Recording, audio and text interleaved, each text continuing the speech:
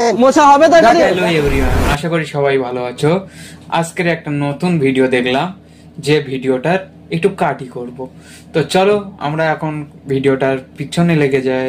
সজলদা বলে কি শুনছি মায়াপুরে আপনি নাকি আপনার পরোটা দিয়ে লোককে মুখ মোচাচ্ছেন, এটা কি সত্যি নাকি এর কোনো প্রমাণ কি আছে? শুরু করছো?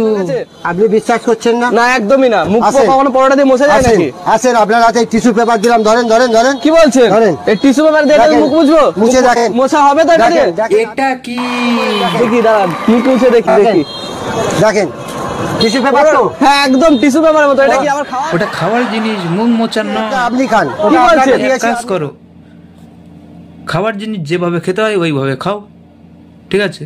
আর মুখ পিছন হাত মোছার জন্য যে জিনিস আছে ওই জিনিসটা ওইভাবে ইউজ করো। আর দোকানদারকেও বলি, দাদা অডিয়েন্স বুঝতে পেরেছে, ব্রেন লাগাও, ঠিক আছে? তোমার আক্কেলটা কম আছে, আর শালা যে করছে এরম কাজ মুখ মুছছে তার বিয়াক্কেল তো ভরাই আছে, বেশি বলতে হবে না, আমার অডিয়েন্স সব বোঝে, ঠিক আছে?